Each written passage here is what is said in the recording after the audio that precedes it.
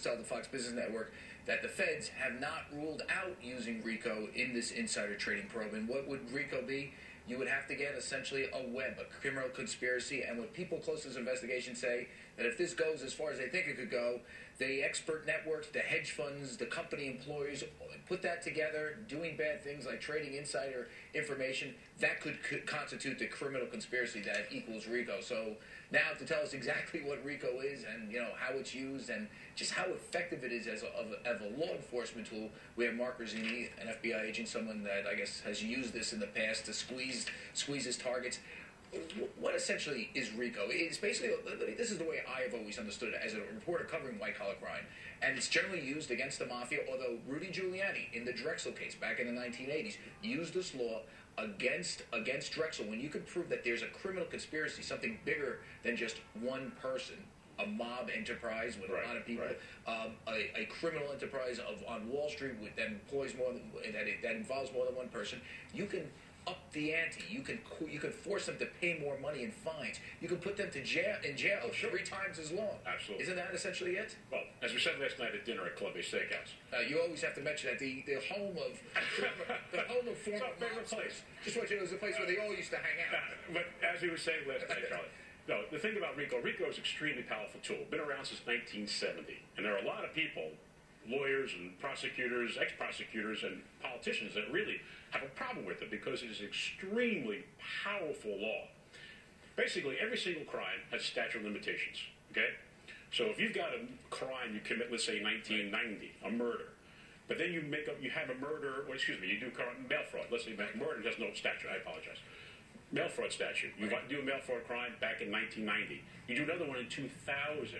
Even though the statute has expired, you can connect those two crimes to continuing enterprises. So if they use RICO in this insider trading case, theoretically, if they can prove this conspiracy, because you see... The securities fraud is part of the predicate crimes that make up RICO. So you can get them on that. Right. So if they really go for RICO, because you have networks here, you're talking about going back in time. Of course. That's the whole point of RICO, because if you just look at one instance, someone commits a crime or a corporation commits some sort of act, one of those 35 predicate crimes that make up RICO. Right. Okay. So you may have it just on that, but if you can show that back 10 years ago they engaged in that activity and it's a continuum of activity, that makes the RICO. Now put on your So with organized crime, you commit a murder here, you commit a murder there, you keep continuing that. We're not talking about murders, we're talking about insider trading. Right. There's always been stuff about insider trading among these hedge funds that are under investigation. Never been proven before. No. Although they're going after them now. They claim to have wiretap and the taps, and they may have more information. Do you think the feds will use RICO in this case? It's very possible. It's not out of the realm. Now, as I understand it, it might have been raised already in circles of people having conversations with you, as I understand it, that it's out there. Well, what do you think? I think it's going to happen. I think it's possible. Very, very possible. Now, why is that? Because you just have to look at the pattern of activity.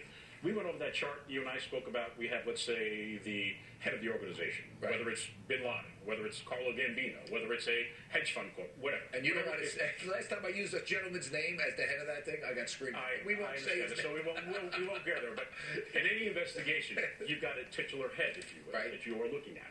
And how do you get there? You take away the people that are under that person, and then the people, and you keep going down below. If you show that web underneath, the web we talked about, the experts, the company officials, the hedge funds, put it all together, man, you're talking not much different than you're talking about a criminal conspiracy where RICO could be used in a major way. Granted, but you're going to have to show that the person at the top knew what was going on. Remember, it's one thing to show someone did a crime. You have to prove the intent, Charlie. And that's the hurdle. So let's just see how this goes. But it's possible that they might use RICO. This will send a tremendous message across the markets. No question about it. Well, you heard it there first. An expert tells us that he thinks it's likely they're going to use RICO in this insider trading case. We shall see. It'll be an interesting story. Guys, back to you. Thanks, Charlie. Yeah, in terms of the length of time and the web that we're talking about, it could be encompassing a lot of folks.